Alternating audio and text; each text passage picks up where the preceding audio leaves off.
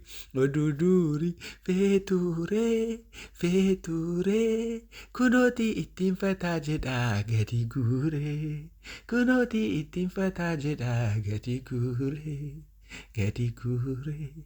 hadiisaa koo jirtaa kaa jiraadhus ittiin fataa jedhaa kakakakakakakakakaka.